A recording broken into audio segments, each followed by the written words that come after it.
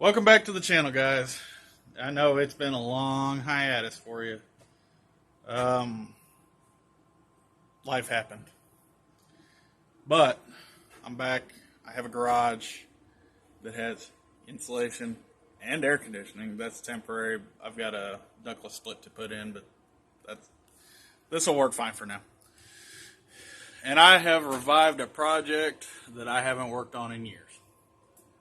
This is my 1986 Dodge Ram 150 that I call the Longbed. This was the second truck in my fleet, third truck I ever owned, and the first gen I ever bought. Somewhere floating around on the internet, there's a video of me pulling the engine out of this truck. This is originally a 318 and 3-speed automatic truck. It is a single cab Longbed, thus how it got its nickname. Because at the time it was the first long bed truck I ever owned, and me and my friends, we referred to it as, hey, my long bed truck, or, you know, the long bed truck. And eventually the nickname the long bed just kind of stuck. What's going on is I'm currently getting this truck ready for Moparty 2023.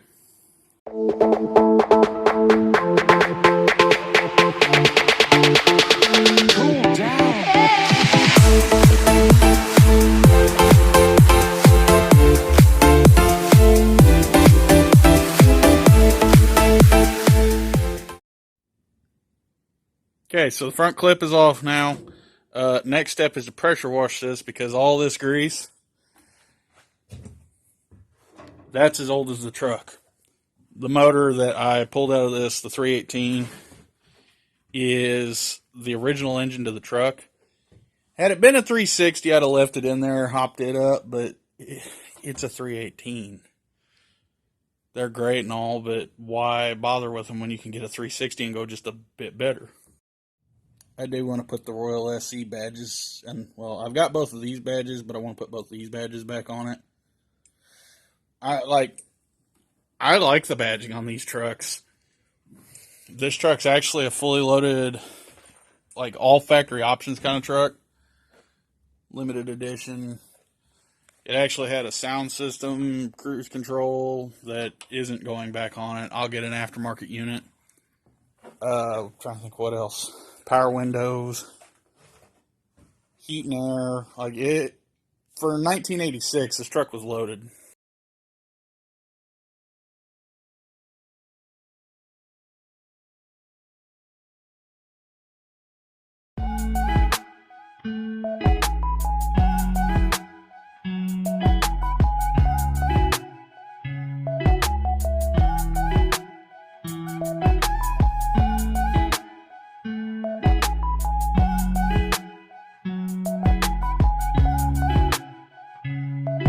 Longbed's back in the shop finally after I don't know how many days. It's been a couple weeks.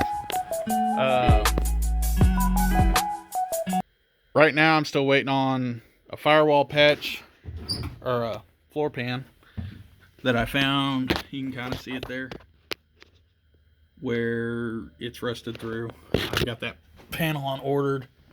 I found that while I was pressure washing it, and then I've got the paint for the firewall and all that. I'm gonna do that while it's apart so I don't have to take it back apart, and do the whole engine bay, basically primer, paint, all. But for right now I'm going to finish getting the front end taken apart, start working on lowering it. I've got a new set of control arms and springs for it, and I'll show you how that goes.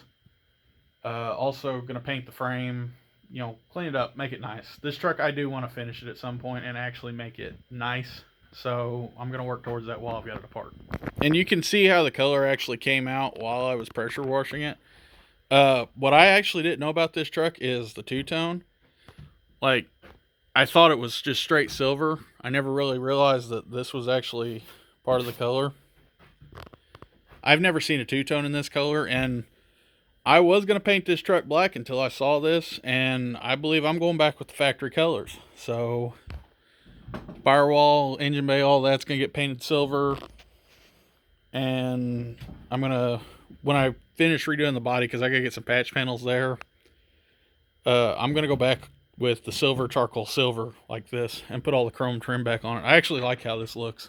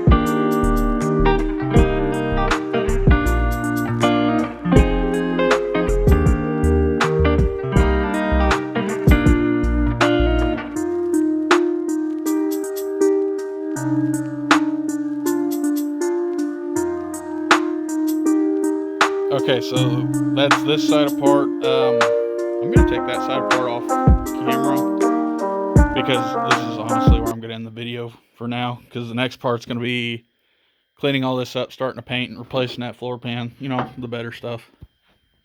But I am gonna show you all real quick, kind of how I'm lowering the truck. Because it's kind of a weird process from the usual drop spindle, stuff like that. So this is the stock control arm. Mind the mess in the bed. It was kind of my trash truck for a while, and I just still got to clean that out. But anyway, this is the stock control arm. Spring perch, spring sits up on top of it.